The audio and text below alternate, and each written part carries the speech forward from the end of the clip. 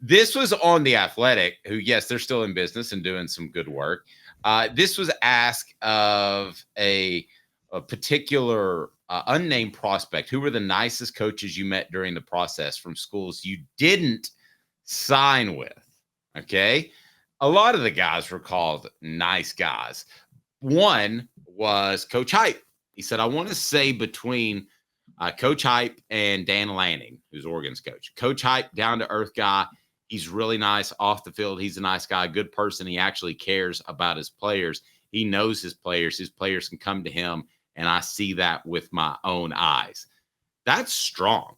So when we talk about the culture and NIL, what is actually the strongest between the two? Because I'm going to go ahead and say it right now. I think the strongest between the two is not NIL anymore for Josh Heupel. I actually believe that it's his culture with this program. What the? What was he thinking? Release the hounds. The Dave Hooker Show. Keep cool. A presentation of OffTheHookSports.com. Is that crazy for me to say that, Caleb? Is that too strong? No, I think you're absolutely right about culture. And I think Josh Heupel has established culture very well. And I think part of it is his personality. I'll let you give your take, but I actually have an interesting take on why Heupel's established such a good culture at Tennessee. Okay. Brought to you by Rick Terry Jewelry Design. They want to be your jeweler looking for affordable game day jewelry. How about the Fire Opals?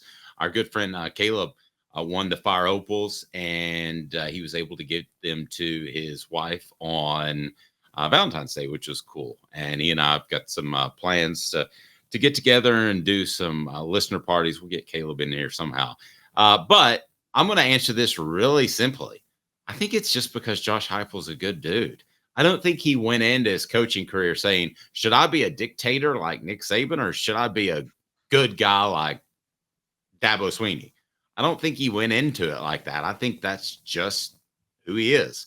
What about you, Caleb? Brought to you by Rick Terry Jewelry Design. They want to be your jeweler looking for affordable game day jewelry. Again, the Fire Opals, a Tennessee tradition. What say you, Caleb? I'm going to say this in the nicest way possible because it usually it sounds really bad, but I don't mean it bad. Okay. Who's ever seen clips of Josh Heupel when he played quarterback at Oklahoma? I remember him. You remember him, right, Dave? Yes. Remember him in interviews? Yes. Did he not, during that time, did he not come across you as a total meathead? He came across to me like he does now, and that's a guy that doesn't want any part of the media, doesn't see the importance in it, which we could debate that, but super jock to me. Yeah. That's what I mean. He was a total jock. Like he was this dude from North Dakota, South Dakota. Here's a weird comparison. I'm not talking about play. He kind of came across a little bit like Casey Clausen as a player. I could see that, who was also a jock in every way possible. Like, yes, Josh Heupel was the ultimate jock. Okay. Typically jocks aren't that bright. Josh Heupel just happens to be pretty smart. You know what I mean? And I think that it was like, so I think Hype as a jock almost feels like it almost feels like he is your quarterback when he's in the locker room. You know, the quarterback that's like the great teammate with everybody? Yep. He comes across as that more than he does the coach. And I think you kind of feel that energy with him more, even though the quarterback is a leader too. I mean, Hendon Hooker was an incredible leader. And so, but yeah, I think that's why he comes across that way. And, you know, we talk about, you know, there's obviously generational differences culturally from coaches who played in different coaches. Philip Fulmer played in the 60s, connected well with the players of the 90s, but you didn't think he was like one of the guys, right? He was a head coach, right? Yes. Yeah. I think he thought he was one of the guys. I remember him asking Eric Ainge one time. He said, my wife's gone for the weekend. We can bachelor it up together. And I did not know what that means. And I still don't know what that means, but it was a funny line. Wow. I did not know that. Okay. That's a little weird thing to say. I think he was joking. Wait, okay. Here's my question, Dave. Here's where it's a little different. Could Fulmer talk to his players in the 90s about Tupac albums if he was asked? You think he could in any second? No, I think they would think that would be silly.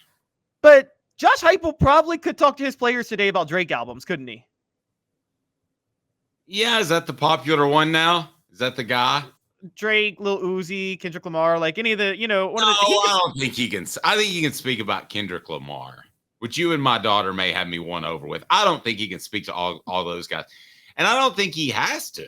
I mean, from visiting with Coop and Jacob, Kendrick Lamar isn't the most popular guy anymore. I know, I'm old saying that. Okay. Well, I mean, but I'm just saying everybody has something different. It's like it used to be rock. I just want to say this real quick. It used to be rock, and then there were different genres of music. Now they're just different genres of music. There's rap and rock, and it's all kind of equal footing. People listen to a vast majority of different things. And the Gen Xers were the first to really listen to that vast majority. Josh Heupel is a Gen Xer, so he probably, I guarantee you, Josh Heupel really doesn't separate genres that much. Fulmer probably did. Fulmer probably liked old rock and country. Am I right? That was probably Fulmer's taste in music. Yeah, I would say that. But again, when I come back to this culture thing, I think the important thing to point out is, when did you think Butch Jones wasn't going to make it because he was a sociopath? I never knew he was a sociopath, and I didn't know the inner workings. I was out on him.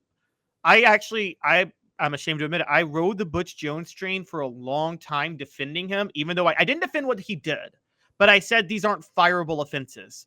I didn't say it was a fireable offense until the 2017 Florida game. That's when I said that's the most worst, ridiculous coach game I've ever seen. And then a week later, he lectured the media, that whole Shy Tuttle lie. That was the moment I'm like, he's a sociopath. He's a terrible person.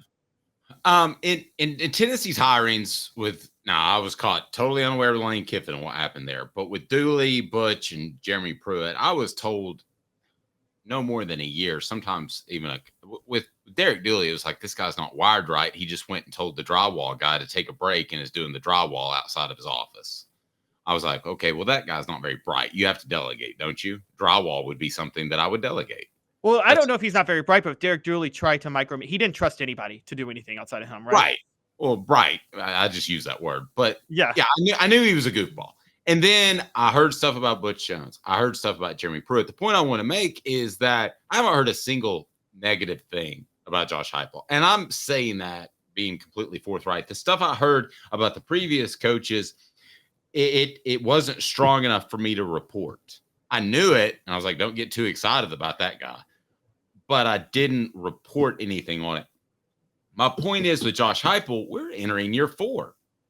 There has been enough time that something would come out, and basically what we've come up with is maybe he's made some questionable personnel decisions at quarterback. There is no deep-seated character flaw that I'm aware of. I haven't heard of anything. I think that's a good place to be. Click that like and subscribe button. Caleb, I haven't heard of anything. I'm going to nitpick, but there are 2 that I think should be brought up. I think the quarterback issue was a character flaw because he did not give Hendon Hooker a fair chance to win the starting job because he wanted to be right about Joe Milton because he was that arrogant. Okay. I think that's the other character flaw is not addressing the Cooper Mays injury when he should have. And he cost Tennessee the Florida game because of that. Okay. At the end of the day, though, if that's your bad marks on your report card in 4 years, you would take that, right? That's an A or A- at the worst, right? As a whole. Yeah, I agree. I mean, I will give you, with Butch Jones, I heard questionable stuff about Butch. I just kind of dismissed some of it, I will admit, but because I'm like, you hear questionable stuff about every coach like this, but you're right. I had heard by this point in Jones's tenure, I had heard questionable stuff. I mean, it was this point in Jones's tenure where that whole sexual assault lawsuit happened, and Butch Jones called a press conference, and the press conference said, this is bad because it hurts Tennessee in recruiting. I'm like, read the room. Dave Hart's trying to address Tennessee having a real issue that people are complaining about with protection of women on campus, and you say this hurts us in recruiting, and you think that's going to be good long term? I love our listeners / viewers, because my point was not to make this nitpicking Josh Heupel, which that's the term Caleb just used, but we kind of have. And so I want to be fair to those that are showing some objectivity, probably not on the poll. We'll get back to that. But Dylan says Hendon was a Pruitt recruit. We also what Pruitt guys were doing. It's very true. That's fair. I think talent evaluation is a slight concern. And then you have Travis saying defense isn't prioritized. That bothers me.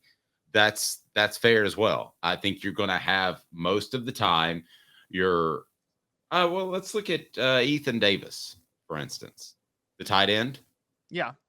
That's a body that with John Chavis there and the emphasis they used to put on defense plays defensive end instead of tight end because it's easier to learn, right? But yet there was no question. There's no question he was playing tight end. There was not even a conversation. I mean, to be fair, they did convert Jason Witten to tight end from defensive end. I don't know how John Chavis felt about this crew. And then the guy from Europe. Yeah. Oh, Emmanuel Okoye. Yeah. He's a tight end. Yeah, but true, but they're so loaded at defensive end. Like those guys wouldn't play if they were defensive ends. Okay, I think that's anyway, point is, I think we're nitpicking.